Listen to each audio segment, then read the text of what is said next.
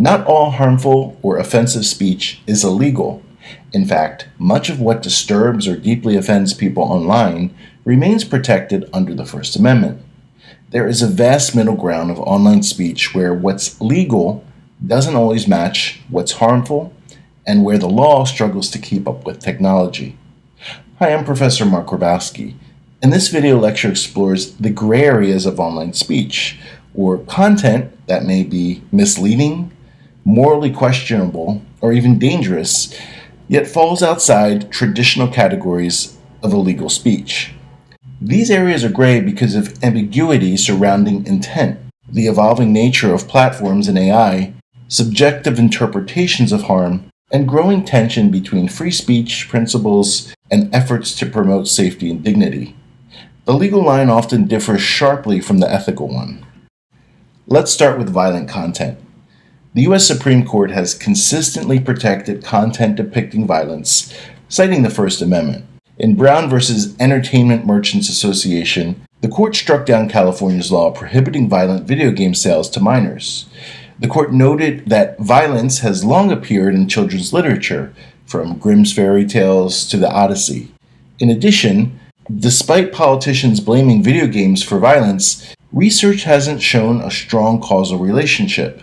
This protection extends to actual real-life footage of violence too. Journalistic coverage of violence, from ISIS beheadings to police brutality, is protected when it serves the public interest. Even everyday violent videos are generally legal to share unless they involve child pornography or are used for blackmail. But this is just the United States law. Some other countries do restrict this type of violent content. For example, after a 2019 mass shooting at a mosque, New Zealand classified the shooter's video as objectionable material. One person who shared it was sentenced to 21 months in prison. What New Zealand treated as criminal would likely have received First Amendment protection here in the United States. Moving along, few topics generate as much controversy as sex and sexuality online. Adult pornography is legal in the United States unless it meets the high bar for obscenity set in Miller v. California. Yet platforms like OnlyFans operate in a legal twilight zone, blurring lines between commercial entertainment and personal expression. New concerns are emerging. The Federal Take It Down Act, enacted in 2025, requires platforms to remove non-consensual deepfake pornography within 48 hours. States are implementing age verification laws for adult websites, which the Supreme Court upheld in the 2025 case. Though critics warn these laws chill access to lawful material and create privacy risks. And here's a particularly contentious area of online sexually related content, that is AI-generated child sex abuse material. In the case Ashcroft v. Free Speech Coalition, the Supreme Court struck down a ban on virtual child pornography that didn't involve real children, reasoning that virtual images record no crime and create no victims. However, since then, many individual states have passed laws criminalizing AI-generated child sexual abuse material. Courts remain divided on whether these laws survive First Amendment scrutiny. Increasingly, it's not the courts, but corporations, such as payment processors, advertisers, and social media platforms that determine what sexual expression survives online. Brand safety concerns drive content moderation decisions that often impose stricter restrictions than the law requires. Now let's talk about trolling, a term so poorly defined it encompasses everything from coordinated harassment to simply disagreeing with popular opinions. Classic trolling involves provocative content posted to trigger reactions. The First Amendment protects even outrageous speech as long as it doesn't cross into true threats, incitement, or harassment. In Snyder v. Phelps, the Supreme Court upheld the right of the Westboro Baptist Church to picket a soldier's funeral with signs like, "Thank God for dead soldiers." Even hurtful or outrageous speech in public settings can't be punished merely for causing emotional distress. What about when trolling becomes cyberbullying? That's when it gets complicated. Courts have recognized the seriousness of online harassment. For example, when a flashing GIF was sent to an epileptic journalist and caused him to have a seizure, the sender was charged with assault using a deadly weapon. That's one of the first cases to treat a tweet as a weapon. But many prosecutions fail due to constitutional concerns.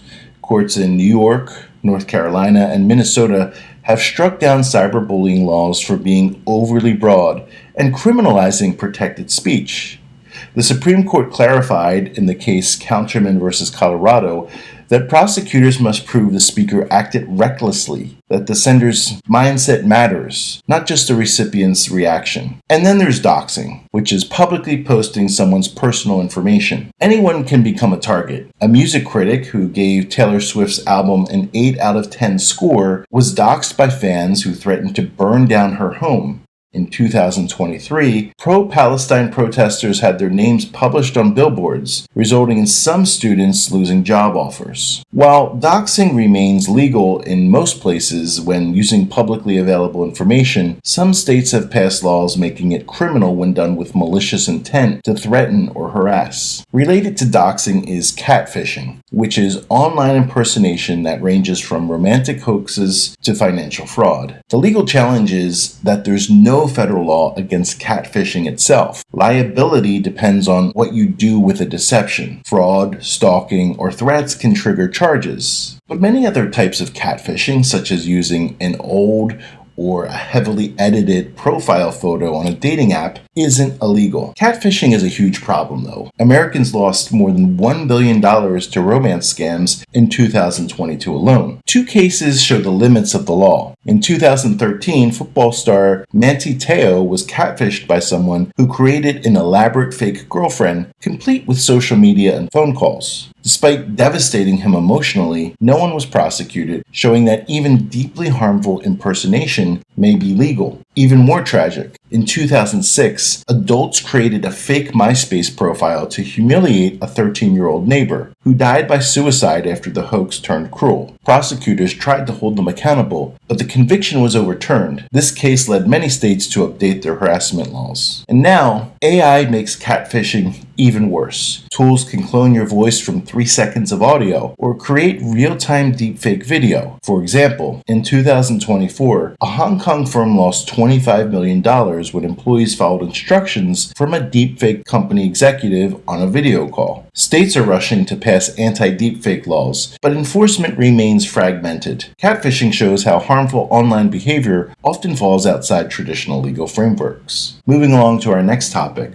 One of the most ethically fraught areas involves content related to self-harm, such as eating disorders or even suicide. A teenager's Instagram post about cutting themselves might save their life by connecting them with help, or it could trigger copycat behavior. The First Amendment generally protects speech about self-harm unless it falls into specific, unprotected categories. The line shifts when speech targets a specific person urging immediate action. In 2017, for example, a 17-year-old girl in Massachusetts was convicted of involuntary manslaughter and sentenced to 2 years in prison for repeatedly encouraging her 18-year-old boyfriend to commit suicide via text messages. But such prosecutions are rare, and broader discussions in forums or group chats about self-harm, even if emotionally damaging, are typically lawful. Platforms generally can't be held liable under Section 230 protection, though a 2024 federal appellate court ruling in the case Anderson versus TikTok suggested algorithms that actively promote harmful content may face liability in future lawsuits.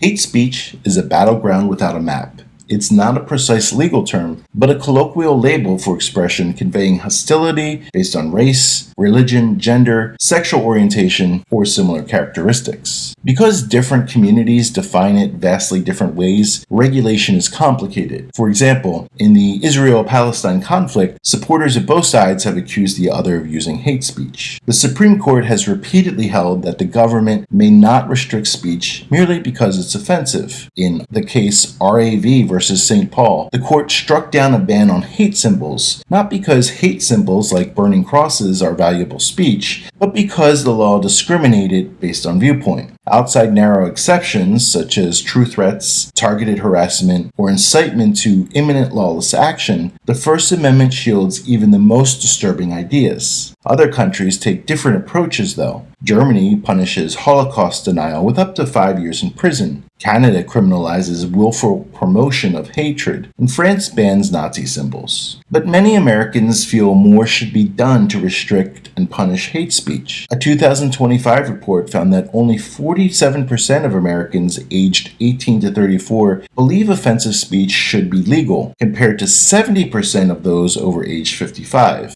But unless legislatures pass narrowly tailored laws meeting constitutional scrutiny, courts will likely preserve the current protections for hate speech. Now let's cover an issue you've surely heard much about, which is cancel culture. Picture this. You post an unpopular or controversial opinion. Strangers demand you be fired. Cancel culture refers to publicly withdrawing support and demanding consequences after someone expresses views deemed offensive. By 2022, 73% of U.S. adults were familiar with the term, and 60% agreed that growing cancel culture is a threat to our freedom. The First Amendment protects most speech from government censorship, but not from the consequences imposed by private actors. Many Americans now worry more about being canceled by peers than about being censored by the government. One of the earliest and most cited examples of cancel culture came in 2013 when a young woman named Justine Sacco made the following tweet before boarding a flight. "Going to Africa, hope I don't get AIDS. Just kidding, I'm white." Although she intended it as satire about white privilege, her tweet was condemned as racist. While she was offline and flying, the tweet went viral. By the time she landed, she had been fired, before having a chance to explain. More recently, several Americans have been fired from their jobs for making social media posts about the murder of Charlie Kirk that were viewed as insensitive or condoning violence. These are just a couple examples of cancel culture, and liberals and conservatives and celebrities and regular people alike have found themselves canceled for their speech. Cancel culture forces an uncomfortable realization. In a world where anyone can reach millions with a single post, we may all be just one careless word away from discovering how forgiving or unforgiving the internet truly is. Finally, let's discuss misinformation. A single tweet, meme, or misleading headline can shape elections or derail public health efforts before fact-checkers can catch up. Although misleading information has existed for centuries, today's technologies have supercharged its reach. The Supreme Court has ruled that many types of falsehoods are constitutionally protected. Only when false information is tied to specific harms, like fraud or election interference, does lying become potentially criminal. But here's where it gets messy. The label misinformation is itself sometimes misused. For example, in 2020, the New York Post published a story about the laptop of Hunter Biden, who is the son of President Joe Biden. Major platforms labeled the New York Post story as Russian disinformation and limited its reach. A year and a half later, the New York Times confirmed the laptop's authenticity, and Facebook's Mark Zuckerberg acknowledged suppressing the story was a mistake. A subsequent poll found that many people who had voted for Biden in the election may have changed their vote if they had known about the story. Similar patterns occurred with COVID-19's origins. Early in the pandemic, social media platforms banned users suggesting that the virus leaked from a Chinese lab, labeling it as a conspiracy theory. Later, US and German officials acknowledged that the lab leak theory was most likely true. On the other side of the Atlantic, the EU's Digital Services Act, which took full effect in 2024, holds platforms directly accountable for timely removal of illegal content, including misinformation. This reflects sharply diverging global standards, but what counts as misinformation remains highly subjective. So where does this leave us? These gray areas we've explored in this video aren't flaws, rather they're features of a democratic society navigating rapid technological change. The law can't fix everything. Much of the speech we've examined isn't illegal, but that doesn't mean it's harmless or ethical.